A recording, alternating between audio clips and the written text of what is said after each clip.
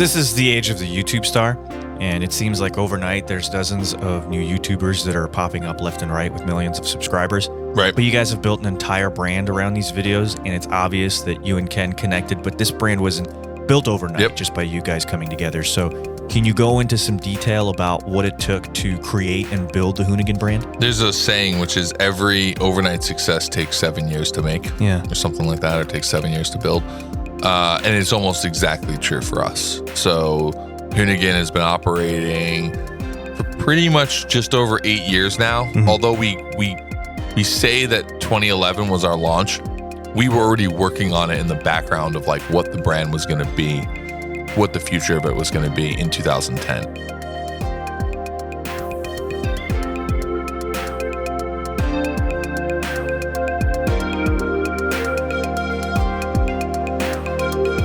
The concept of the brand in its simplest forms was already there in 2009 because I was running my own car magazine, which was 0 to 60, and I absolutely love that magazine. I mean, I hate to say it, but I love that magazine probably more than I love Hoonigan because it was my first shot at doing something on my own, right? And it wasn't totally on my own. I mean, there was a publishing company, but I was the editor-in-chief. I founded the magazine. Like, it was my idea, and I got to run it, and it was an amazing experience at like this amazing time in your life. You know, I was in my late 20s and it was just this great era in New York, and it was kind of before the fall of print. So it was before anyone told us this is all going to end real soon, real badly, and you'll all be out of jobs. But I loved that book. And so I didn't want to leave, but at the same time, the writing was on the wall. 2008 recession hits. I could tell that the print industry wasn't going to hold on. And what I wanted that book to be and what the book was going to end up becoming were going to be two different things. They were going to kill the paper quality. And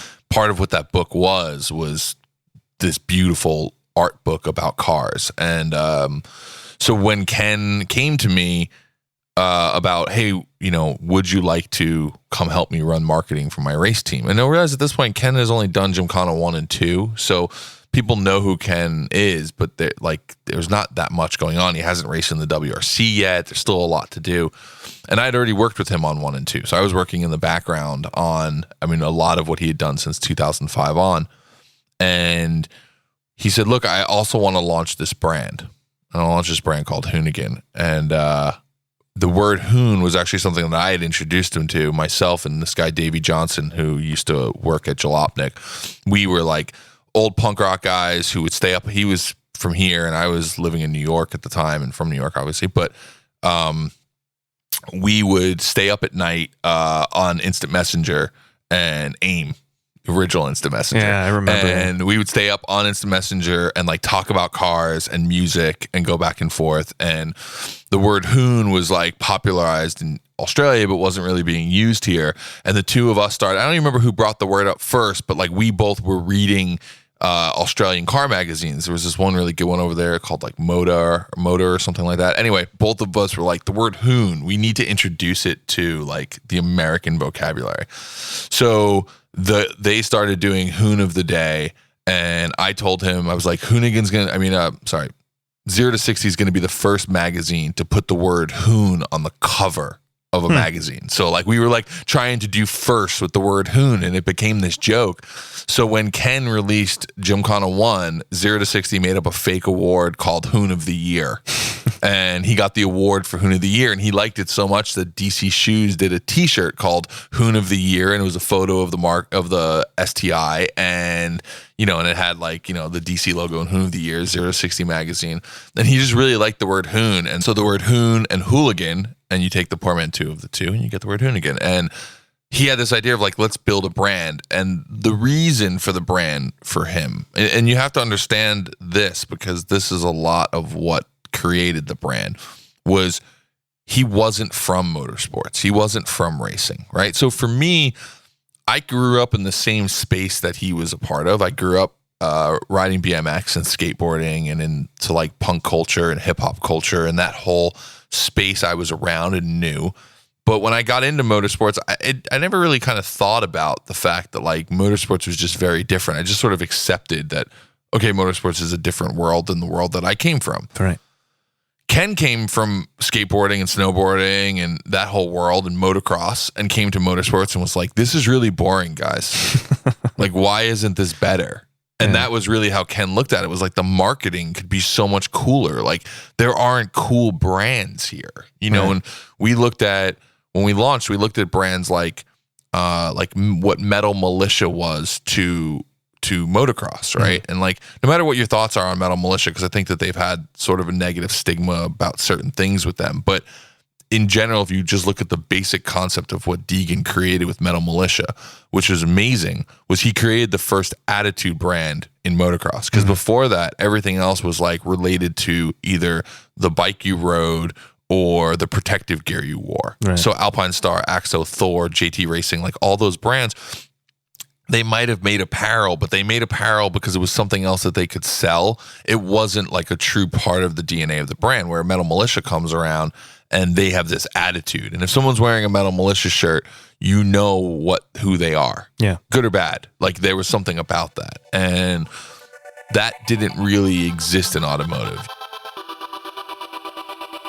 My first day of college, I went to University of Vermont, right? And it was a huge culture shock for me growing up in New York City and going to Vermont. And I would thought to myself, like, I want to wave that flag, you know? And it's almost like, you know, you want people to know what you're associated with, right?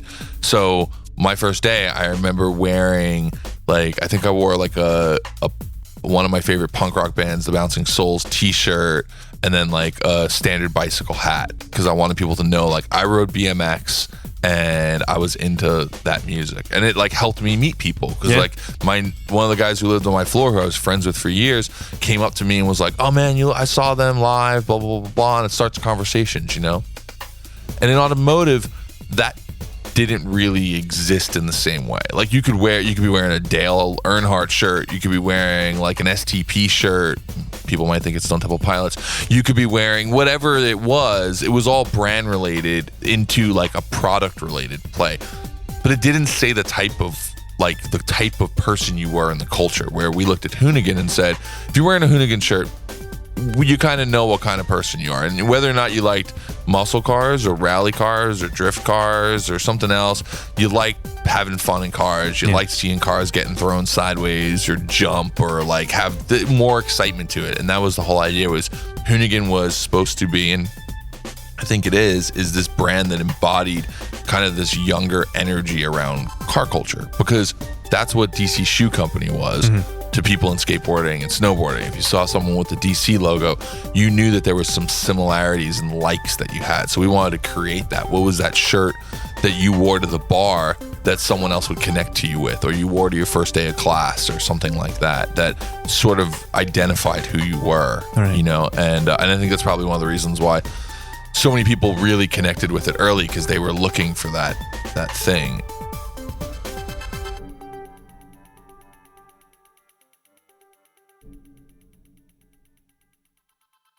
When we launched the brand, we said, we thought a lot about it, and I actually have somewhere, it's like a bullet point of like 19 bullet points of like everything we're going to accomplish with this brand.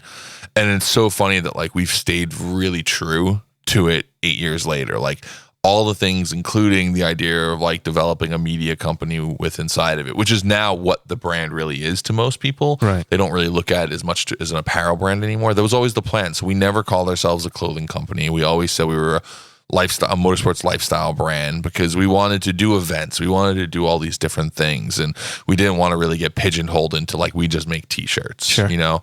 And now if you look at the business, it's like, we still make t-shirts, we still sell a ton of t-shirts, which is great, but like the main business now is making content. And that came about 3 or 4 years ago, where the major shift happened. And the major shift was, I don't want to say that we had always planned that we would be kind of like making content for as much stuff as we are today. I think instead, this thing happened where when we started Hoonigan, I knew everything about traditional media that was wrong.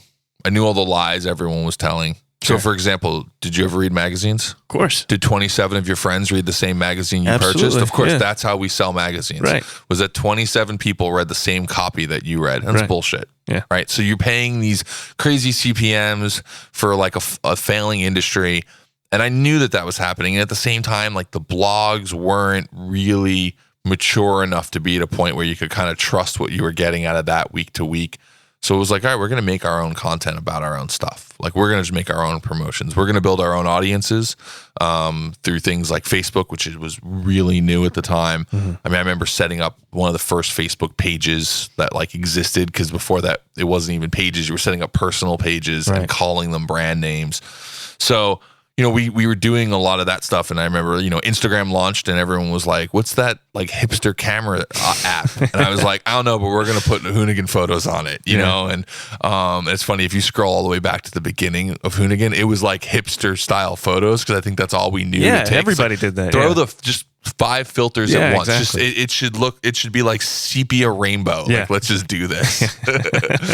And then just turn up contrast and clarity. We're good to go. But yeah, so you know, we knew we had to promote the brand ourselves, and we got to the point where like promoting the brand became a big part of the business, and we were spending more money on marketing and building like content around what we were doing for, at first, just our athletes or our drivers, you know. So it was content that was created around, you know, Ken Block, BJ Baldwin, Ryan Turk, Chris Forsberg, like all the guys that we were working with at the time. And 3 years ago, 3 or 4 years ago, Toyota approached me and said, would you direct this film we're doing? Mm-hmm. And right now, saying that, like, that just seems so normal. That's like my everyday. But at the time I was like, wait, that's like, I don't think that's the business we're in. Because we didn't have a relationship with Toyota. Mm-hmm. All the content we were creating was things that were really, really core to what we were doing. And I didn't think of us as like that type of like agency, open for business company. And I was like, I'm not sure if that's what I do. Hold on 1 second. Is that what we do? Yeah. Okay. Well, maybe that is what we do, you know, because at that point, like, you know, I mean, I think one of the misnomers, or one of the things that people don't understand about Hoonigan, is that I'm not going to lie by saying, you know, it's like Ken has money. Ken sold DC Shoe Company. Sure. He has money, right? But Ken didn't dump so much money into Hoonigan that it couldn't fail, because Ken's a smart businessman. Right. So we ran Hoonigan extremely frugal in the first couple of years. And if you talk to any of the other people, it's like we worked out of this horrible shop in downtown LA that had like a rat problem. The doors wouldn't close properly, so there was like always like a half-foot gap that like people would crawl through. Stuff would get stolen from there all the time. We didn't have heat or air conditioning, so we'd have like space heaters between our legs in the middle. Like we ran it like a true startup. Like Ken gave the company a very little bit of money to get going, and from that point forward, we basically stole from Peter to pay Paul to keep the company running the way you would a startup. And the reason is that if you don't do it that way, it's all lies. Yeah. You're just building a company because you're dumping money into it. And it's like, to build a company that really works, you have to do it that real startup way. So like the company started in the room behind you in my house, myself and I hired an assistant to help me. We would do all the company stuff, like, you know, just running the social and doing everything till 4:00. And then from 4 till 6, I would sit there and I would package stickers and then drive to the US Postal Service around the block and deliver them. And that was I was really running it the way you would run a startup that you started up with, like a small bit of money you got from like a friend or from your parents, right? And we did that on purpose, because if we couldn't make it work that way, it wasn't going to work by just injecting a ton of money into it and burning through it, you know? So because of that, in the beginning, like we were so frugal in the ways that we were trying to figure things out, but we also were really open to like other people's money. So if someone came in and said, hey, you guys want to help us do this or direct this? It was like, wait, you're going to pay us to do that? Yeah, well, we can talk, you know? So it was true business, in that like you were trying to expand the company in the ways that made the most sense for the brand, but also ways to find other ways to make money. And I think it's funny, because I know that there'll be people who listen to this podcast are like, wait, so Hoonigan makes money? I think that like a lot of people look at it and think it's just a clubhouse. Yeah, it kind of has that vibe. And that is the personality that we want to create, but we also work like 12-hour days because of that. So because you see a lot of the time you see us hanging out and having fun, that's the reason we all work late, because then you finish that and you work into the night to get your actual job done. It's one of the reasons why I have a car cane problem, because I come home at night and I'm like, ooh, I want that, and then I buy it and I'm like, I bought my Opal, I haven't even opened the door on it since it came off the trailer. That was like 3 months ago. I think that, that was one of the things that it was a major shift for us to start looking into like, hey, let's start doing more content. So about March 1st, 2017, we made the commitment and launched everyday content. And that was like the big hurdle. I think that was the big hurdle to get to. But you realize that I think is what most people now know us for. So, and you were saying this before, like, oh, YouTubers, like they blow up overnight, but like we'd been building a brand for 6-7 years to get to that point where we took a little bit of a shift and decided, we were known for the Gymkhana films. We were known for the recoil films. We were known for doing big viral content. And to be quite honest, I hate making big viral content. It's a lot of work and a lot of pressure, and anything can go wrong the day you release it. It's like my number one fear, and this actually happened to us, was we had a video. I don't even remember what it was now, but it was a video and we launched it at 8 a.m. And I launched it here at my house, and we used to have an office up in Westwood, and we were driving up to the office in Westwood, and I get into the elevator and I'm watching the screen, like the little TV screen in the elevator. It's the Boston Marathon bombing. This was before you could like access YouTube on your phone and like actually shut things down. I'm like running to my desk to like take the video down. Because it's like, we don't want to promote. Like, I'm not going to be like, oh, a bunch of Americans lost their lives today, watch our video. Like, you're not going to promote that, right? So first off, you're like, okay, we can't even talk about what we released today. Second, it's not going to do well because no one's going to be listening to this. And like, that's a really weird thing about the world of viral, is you spend, 4 or 5 months working on a project, and then you just pray that the day you put it out, either something catastrophic like that doesn't happen, to the point where like that happens. It's like, you don't even want to talk about your own project. You're like, this doesn't even matter anymore.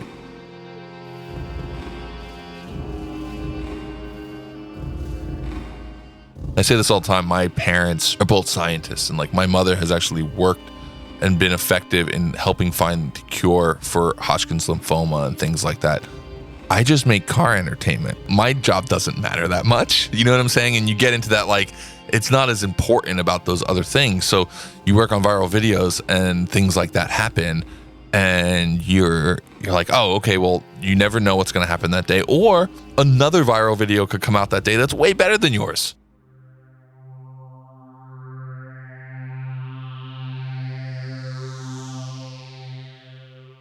I really prefer the day-to-day, like daily content, because every day it gives you a chance to make something new. And it reminds me of the magazine model, which was like every month you got to think about the next magazine. And like we'd be finishing the first magazine, or like, let's say we were finishing December's issue, and I would already be like, creatively, I'd already be into January, and I like that. I like the like working on what's next. And with the Gymkhana films and the recoil films and some of the other stuff we've done, they're apart by a year. So there's this real down period, and you start to lose some of the like energy and the excitement that you get going from project to project. So that changed, and I think that, and it changed everything about Hoonigan. Like, we launched it, and I will tell you, we all sat in a room, and it was a much smaller group of us then, and there was only like 8 or 9 employees at Hoonigan at that point. There's 40 now.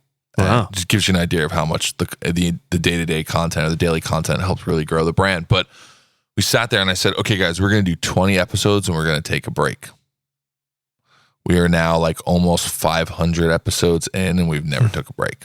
We never stopped. We never stopped. Like, we put content out on Christmas. Like, we never stopped because we just realized so much more about what that space was and what that audience was and what YouTube was. And you have so much more of a commitment to creating that content when you know you have an audience that's looking forward to it every day. And it's created something very different for us, for the brand. It's really kind of shaped the way we look at things and looking at like, you know, just a different way to kind of create content. And now it's like we're exploring all different things. It's like we're streaming on Twitch, we're doing podcasts, we're doing a bunch of different stuff because we really enjoy kind of the audience that we build and like building content for them. And you know, we have a channel called now a bonus channel. So we have the main channel, we've added another channel, which is the bonus channel. And that's like a place just for us to throw random things because it could be something, that whole idea of the bonus channel was a channel where I didn't care about how many views something got, because you get really caught in this trap of successes and views. And I don't know if that's really always true, because sometimes we'll make a piece of content that's really, really good and it does okay. Yeah. And then we make a piece of content that like where none of us are super proud of and it explodes and it does millions of views. Yeah, and you're like, I've been there too. And it just happens, you know? But you get so caught in that like building for views, where bonus channel was this place for us to just sometimes just make the thing we wanted to make. So the other day we uploaded a 5-hour podcast. It's, you know, in percentage versus other things, it's done like, you know, 1% of the views a regular video would do, but I don't care. The audience that's watching it is enjoying it. Sure. And like, it starts to get more fun creating some of that micro content where instead of us worrying about it exploding on a large level, it can be smaller. And that was even kind of what happened from the Gymkhana. So the Gymkhanas do 50 million views. The Daily Transmission views do like 500,000 views, or the Daily Transmission content does like 500,000. And then in bonus might only do like 40 or 50. And like, it's totally cool. Like these different levels of like expectation, which is nice. And it's just, you know, it allows us to do those deeper dives. So if I want to do a 20-minute thing on the history of the Merkur XR4 Ti, I can. And I like that. I like being able to have that platform where we get to put so much different content out. And I think that you can see, I was talking to Art from Radwood the other day, and he said, he's like, you know, I got to be honest, when I looked at Hoonigan, right, I thought of Hoonigan as like, you guys just do burnouts, like that's your thing. And he's like, and then I started watching some of the content you guys are doing, and like, I didn't realize the stuff that you guys are doing, because to the outside, because those are the videos that do the best. Yeah. So you see that, but to the outside, they don't see John Naderi, who was the EIC of Super Street during the Fast and Furious heyday, talking about the history of JDM cars. Yeah, you know? Going to the Honda Museum, right? And exactly, things like that. And stuff like that. And they didn't, you know, other people sometimes don't see that because it's not the stuff that floats through that like. Doing, you know, we crash an Alpha in the parking lot, and all of Jalopnik gets, you know, in outrage that we did it, and oh, we suck, and blah blah blah blah blah. Hoonigan's the worst thing that ever happened to automotive culture. It's like, whatever, go fuck yourselves. But like, whatever. But then they find out I own a car that's brown, and they're like, so go figure. Yeah. But yeah, no, it's one of those things where it's been really fun doing that, because we know that our audience, a lot of our audience is really young, and a lot of our audience is experiencing cars for the first time ever. Yeah. So it's kind of fun to have that role in automotive culture where you know that there are 16 and 17-year-olds watching your content who don't know anything about what you're talking about, you know, and that's a lot of fun because you get to kind of present different things. So there's a bunch of kids who follow me and follow Hoonigan that know about traditional hot rodding that would never have known otherwise. Like, it just wouldn't have been in their sphere of like, and they think it's cool because we think it's cool. It's been fun to take a brand that was really known for one thing and just kind of continue to expand it. And some of my favorite comments from people are like, oh, I didn't know you guys are doing content like this. And I think when we released Gymkhana Files, a lot of people were like, oh, we're used to you guys making like that like crappy disposable content on YouTube where the cameras are always shaky. I didn't know you guys knew how to like make films. And it's like, no, then that's the part of it, because content is supposed to be different for different platforms and different people.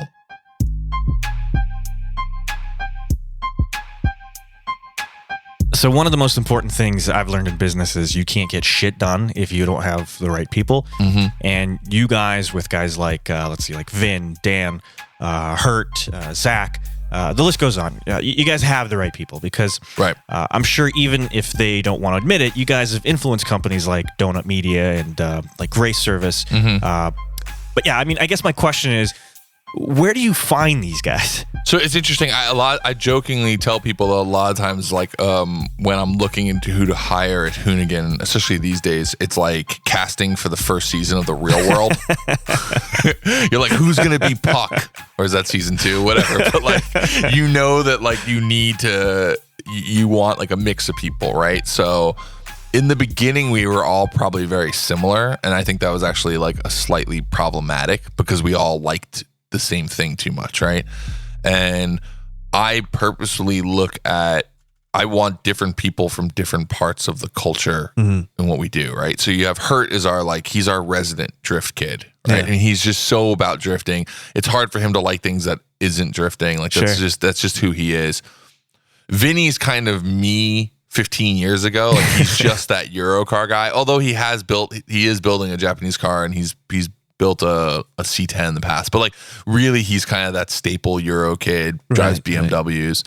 And then Zach was just like, when we brought Zach on, I actually was a little worried at first that Zach was like too much energy for us, but then you realize that like you start putting them all together and it's like the best when everyone's together. I mean, we get very analytical on how our numbers are, and we do different things and looking at it. And the best episodes we've ever had usually have at least 4 or 5 of the cast members in the episode, because the true synergy is when everyone's playing off each other. We said this the other day, and I wish someone else said it about us, because we said it about ourselves, which is never as cool. But we were like, we feel like we're like the automotive Wu-Tang. Like everyone has their own character and everyone has to play their character. And everyone's different, and everyone could have their own solo career if they wanted it, but they're always the best when they come together. It's that Voltron kind of model. And it's interesting. I mean, sometimes you just get really lucky with a hire. I think one of the luckiest hires we ever had was Danger Dan.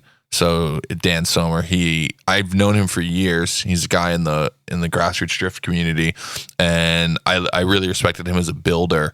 And that's what we hired him on. We hired him to come in and help us build cool cars and do that. But I didn't know that his personality would become so infectious with everyone else. And he's actually one of the greatest guys on the staff, because he's down for everything. Like he doesn't care. He'll do a podcast, he'll work on cars, he'll go to an event, he'll go drive cars, like he'll do everything, because he's very multi-talented. And I don't think we expected that out of him, but it's great. But then we've got characters like John Naderi, who's like loved and hated by our audience, which is weird. But if you're an old JDM nut, you love John, because he's a wealth of knowledge. Like he is the encyclopedia on particular cars, and sometimes he's wrong, but it's okay. We're all wrong. We're all wrong at some point, but he knows so much about things. And then it's interesting. We for me, I think the number one thing about hiring someone is like, do I like this person personally, and do they fit with the rest of the group? Because it's as the group gets bigger and bigger, it's such a thing in trying to bring new people in, and it's like assembling a boy band. It's like you got to make sure you have all your different personalities. But I mean, some of the guys who work for us, I make the mistake of hiring friends. So like I knew Vinny since Vinny was a teenager, and I knew him from New York in the Volkswagen scene. We weren't really like friends, like really tight friends, but I knew him because he would come to events that I used to host. And so I knew a little bit about him, and Hurt I'd gotten to hang out with a bit before he started to kind of before he became a part of Hoonigan. He was one of the first hires, and Hurt's been there since. He's one of the original loyalists. But there was definitely this thing where just certain people really kind of like fit the mold. I mean, there's some people, they'll come and work at Hoonigan and they don't fit the mold, and they usually leave within the first 2 months. Like we don't even have to fire them. It's just because I think a lot of times people come to Hoonigan and they think like it's all party and it's all like just having fun. And the work ethic is the huge part of it. Like everyone here cares about the brand. And I think that that's really important, is getting that crew of people who really care about making something, and I explained this to the group the other day when I was doing 0 to 60. we were like, it was like a group of misfits. Like none of us came from other car magazines. So other than Richard Chang, who was at New York Times and Super Street, the rest of us were like straight out of school, or we came from like other culture mags or things like that. And we just were these New Yorkers who wanted to make a car magazine. We wanted to recreate what Car and Driver did in the 70s. And, you know, we looked at that and we all knew that this was our only shot. That if this didn't work, we were all back to doing something else. So because of that, we all worked like violently hard. Like it was just, everyone put so much into it. For me, I'm in a little bit of a different situation. I already had my 0 to 60 going to Hoonigan. I already had that thing that gave me a little bit of recognition that I could build off of. But a lot of the other guys at Hoonigan, like a lot of them, it is their first shot at doing something. Like one of our editors was a PA. And then one day, one of our editors called in sick and we couldn't do something. And one of the other guys knew that he could edit and threw him and was like, hey, can you jump in and do this? And he jumped in and did this, and now he doesn't PA anymore. He's just an editor, and he's moved up, and he's actually one of our really good editors. And that has always been the work environment that like we like to create. Is like you can have as much of this as you want if you can work hard enough to get it. And I don't care about your laurels. I don't care where you went to college. Like because I learned that very quickly that people who went to college and got these crazy degrees didn't know as much as the kid off the street who was just more determined, you know, and had more ambition. So.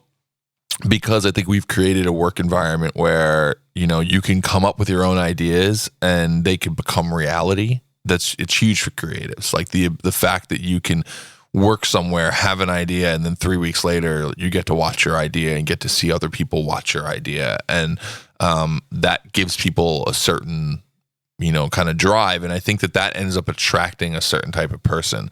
And luckily we've gotten like a good mix of these different characters. But yeah, I mean, it's, you know, you'll hear everyone say it and it's cliche, but you know, a company is made of the people inside of it, not the company itself. And it's like so many of those guys are, you know, they're just so core and so important to the whole thing. And you know, and we used to build the brand around outsiders. So it was like athletes and working with that.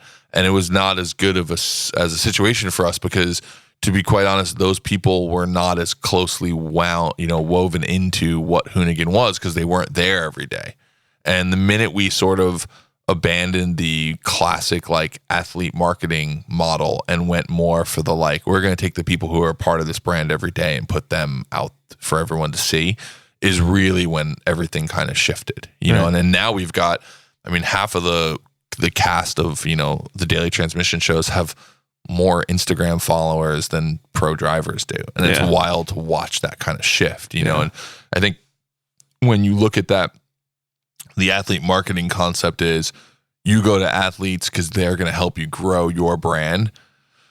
But for us, it seems to be the opposite way around. It's like the brand's helping kind of grow everyone together. And it has way more of this like hive mentality in the way that type of stuff works. So it's difficult to hire good people, but when you find them, it's like, you know, you got to just kind of keep them around. And I think of like half of these guys as family. I mean, I got married last year and all but two of the guys who, you know, stood next to me, you know, there when I was getting married didn't at some point either work for Hoonigan or work with Hoonigan. I mean, that's like how tight the whole kind of crew and the bunch of us have gotten. So, you know, it's one of those things. And I think it's like, it really is a group of friends, you know, and it's really important to try to keep it that, because I definitely have worked on TV shows and things where it is the boy band and it is things that are put together and no one really cares about each other, where this is a much different thing. Like this morning, I'm sure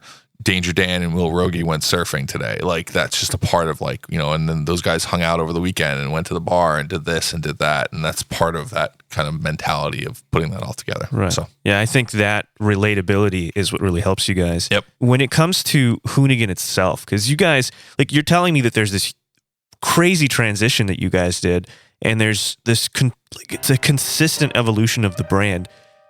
I know this is like a really typical question, but you know, like where do you see yourself in it's almost like an interview question. Where do you see yourself in 5-10 years? Where do you guys want to go and why do you want to go there? So I think to back that up a little bit, one of the things about Hoonigan is especially in the past couple of years, I've been building Hoonigan to be to help create the car culture that I want to be a part of, right? Yeah. So that's like a driving force for us is I want cool events. Okay, so we should do events. Like, I want to watch cool content. Well, then I guess we're going to make cool content. Like, I want to be able to watch stuff that I too enjoy and want to be a part of and create things around that. So I think whenever we're looking at like what we want to do next, it's like we really want to do these things. One of the biggest influences for me was like the original, not really original, but like the heyday of Top Gear, right? Because I know how they built that show, and I know how they made that show, and so much of it was like, this was just like things these guys wanted to go do. Sure. And like that's so much of what the magazine world is. If you work at a good magazine, it's like you know, I want to drive to the Arctic Ocean, so I created a story and I drove a Subaru STI in the middle of winter from Seattle to the Arctic Ocean, and because it was something that I wanted to go do, and it was an adventure I wanted to go live, which probably made it a better story because there was like real passion involved in that. And I think that like we changed the format of Daily Transmission about 7 months ago, right? It used to just be every day was just called Daily Transmission, and you never knew what you were going to get. And a lot of fans were bummed that we changed it, right? Mm-hmm. And they were bummed because they were like, oh, we just liked it. We liked the show the way it was. We just liked it where it felt like a vlog and it wasn't so like compartmentalized. But we didn't. We didn't like it. We got bored of it. We did a year of it and we got bored and we wanted to do something else, you know? And I think that is always the company struggle is, and it's the same thing like for musicians. You put out your first album, right, and your first album explodes. Everybody loves your first album. You put out your second album, it sounds a little bit like your first album. People still like it. And then on your third album, you try to experiment and people hate you for it. Yeah. And then on your fourth album, it sounds like the first album and everyone's like, yeah, this sounds like I heard this sort before. Right. Yeah. And it's like you can't really ever make people happy. And I think you have to sort of just make what you want to make. I mean, it's the Steve Jobs model. It's like Steve Jobs didn't make the phone you wanted. He made the phone that he knew you needed. Yeah. And that's like a huge difference in the way to like create content. So I think it's really difficult to not always chase what people are wanting or thinking they want, and instead develop something that you think is new or you're going to do a different way. So, and taking that and kind of bringing that back to narrow that to the way that, you know, you asked, where do we see ourselves in 5 years? I mean, I don't want to, I want to answer that in a humble way because I don't want to say like, oh, we're going to take over the world because, but like, if your goal isn't to take over the world, then why bother? Yeah, sure. You know, I used to interview a ton of people, and when I was at for positions, when I was at the magazine, I used to ask, someone would come in and I would say, we'd be talking for a little bit, and I'd say, where do you, if it was an editorial position, where do you see yourself in 5 years? And there's only one right answer, and no one wants to say that answer. And the right answer is in your seat. I want you to tell me you want my job, because then I'm like, all right, you got the ambition level that I've got. Cool, you're hired. But people are afraid to say that, but like, that's the right answer. Sure. Where do you want to be in 5 years? You want to be my boss. Like, right. That's what you want to be. You want to be able to climb as high as you possibly can. So, I mean, I think when we look at like, well, what does Hoonigan want to do? I mean, we obviously want to continue to do more of the media and continue to blow that out. I mean, for us, we feel like we've just started. We've done a very good job of building stuff in YouTube. We're going to continue to do that. We're having a lot of fun over on the Twitch side of things and doing things kind of on the live stream model. Amazon Prime has been extremely fulfilling in being able to create something with a bigger budget and more time and being able to really finesse it in a way that we don't get to do with our YouTube content. Would be love to do more kind of TV programming, whatever you want to call it, OTT type stuff, whether it's with Amazon or someone else. Would love to get into things even bigger than that. I mean, even making something on the size of like an actual movie is like a dream of mine.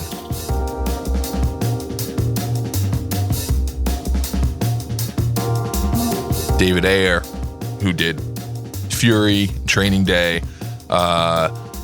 actually rewrote the first Fast and Furious script.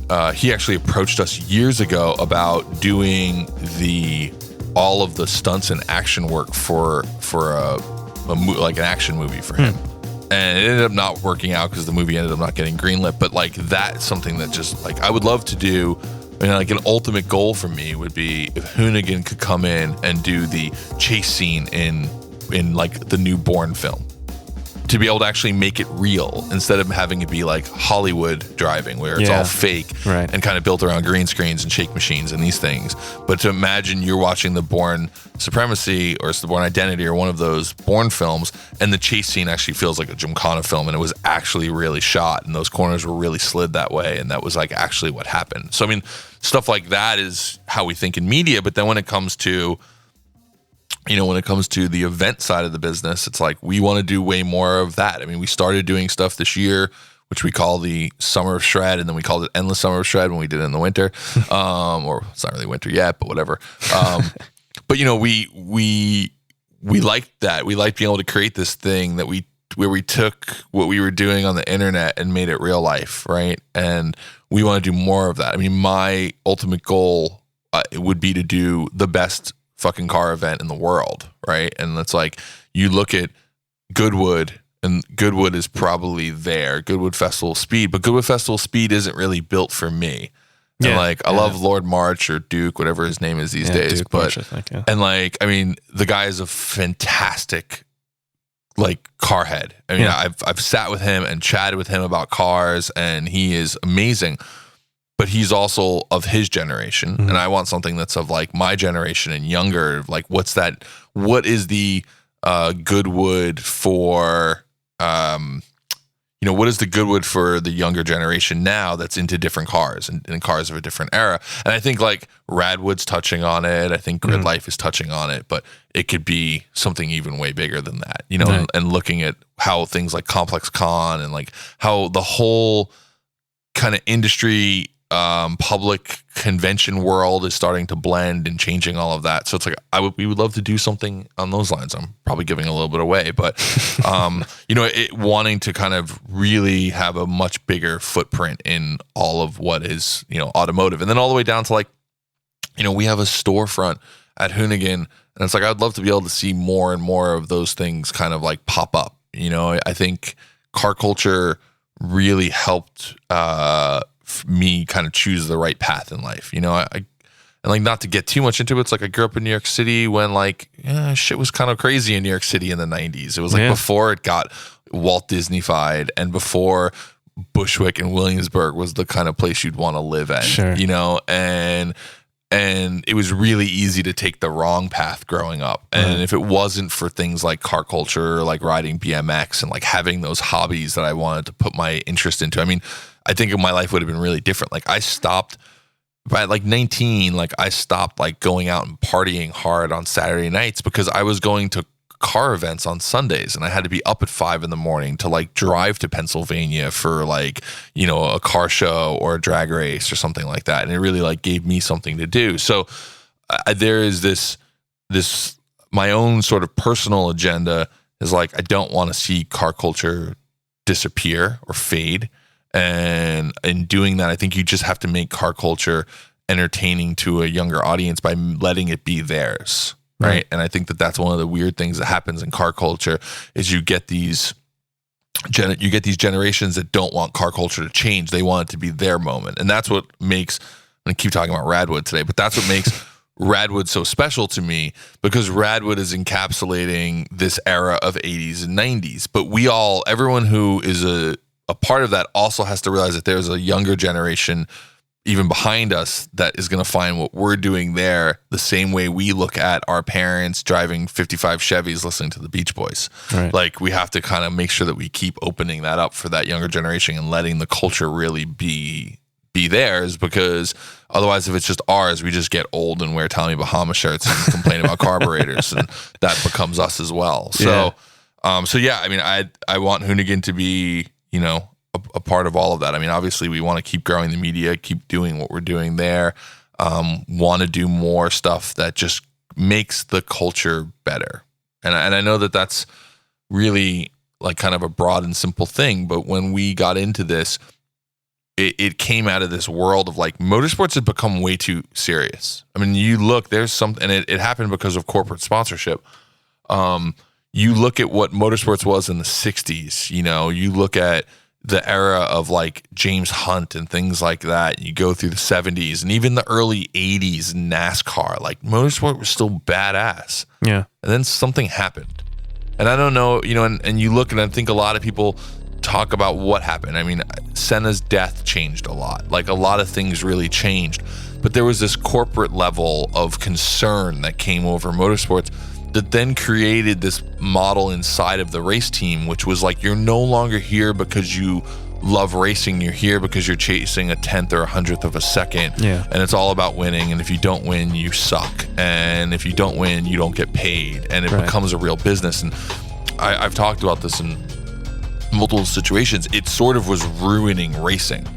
And the whole concept behind Hoonigan was like, no, put the fun back in it. Like, sure, racing is important, but like, we applaud the guy who finished last, but finished last on 3 wheels because he didn't stop. He pressed on regardless. Like, that's the whole concept we have behind Just Ain't Care. Sure. Yeah. Is like, just like go for it. Like, this is fun. And remember that the audience that's watching you would do anything to trade seats with you. Yeah. And I think that that's often forgotten in motorsports. It becomes a job real quickly. And it, people, I definitely went through this period of my life, even when running Hoonigan, where you have all these people saying to you, oh, you have the best job ever. Like, you're so lucky.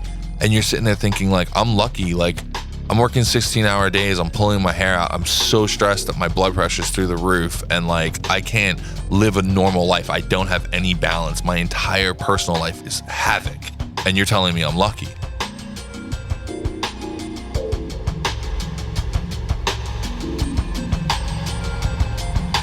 But then you have to kind of take a step back and say, maybe I am lucky and I'm just not doing this right. Like, maybe I'm concerning myself with the wrong things. And I think that happens to all of us in the, what we call the industry of automotive, that it really becomes a job. And when it becomes a job, we end up subsequently making it less fun for everybody else without them realizing it, because we're putting the emphasis on the wrong things, and I think that that's like, what's everyone's favorite part of NASCAR? The passes, the crashes, and the donuts at the end across the grass. Yeah. And it's like, well, then let's just celebrate that more. Sure. And I think that that's what Hoonigan wants to continue to do with car culture. And like, my personal goal in it is, I don't want kids to grow up like me, where they only liked one thing for 10 years before they got to experience other flavors. It's like, I had one flavor in it. Well, it wasn't vanilla. German cars are pretty damn good, but like, but it was like one flavor for however many years before it opened up my world. And it's like, I was so stoked that we did this toy drive the other day, and like, the mix of cars there was so crazy. There's like an NSX and a lifted truck next to it, and a hot rod next to that, and like an old Lincoln next to that, and like a 47 Cadillac. I mean, and then like a Jeep. I mean, it was.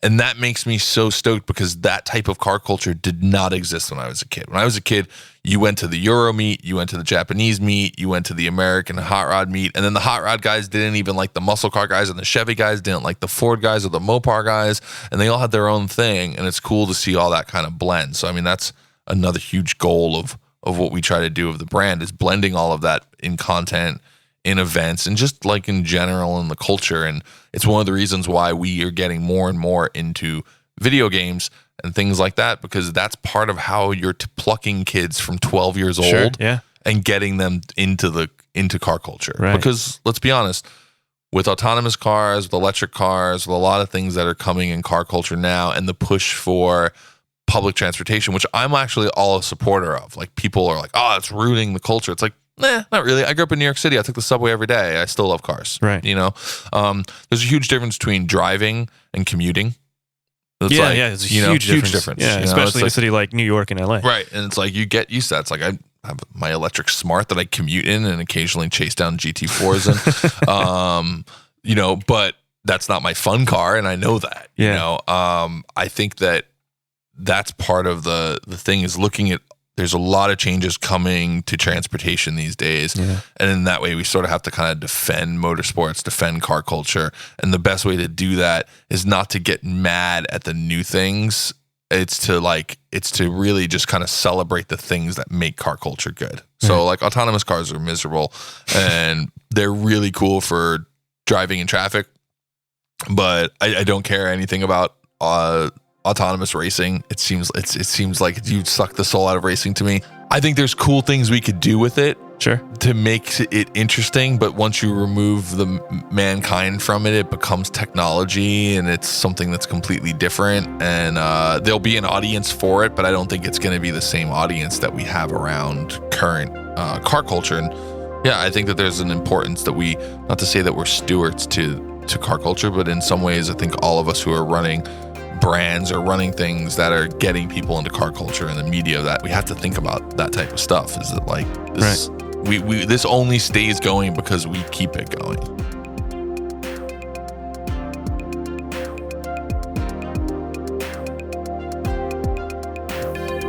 That was pretty epic. Cool. Well, I'm happy that you enjoyed your time. Thanks for coming down here. Thank you for having me in your lovely home. Yes. Like I said, you will be one of the last people to be in this house. We're going to pack the whole house up this weekend. Wow. So it'll be empty by the time this podcast goes live, I guess. I mean, hopefully by this point, everyone's watched Gymkhana 10, right? Because by the time this comes out, Gymkhana 10 will have already aired on YouTube and also on Amazon Prime. So we'll hopefully by this time it's a huge success and we get to keep making more of them. Because realize that is the whole reason I am motivated, is if this works and does well, we get to make more. Yeah. That's always the motivation. Yeah. It's not really money. I've never really been motivated by money. I've been motivated by the opportunity of doing more work relentlessly. That's sort of the way I look at it. The Road Stories podcast is recorded and edited by me, Michael Senderovich. If you like the show, please leave me a review wherever you listen. It helps the show greatly. And finally, please follow me on Instagram at Road Stories Mike. Thanks so much for listening.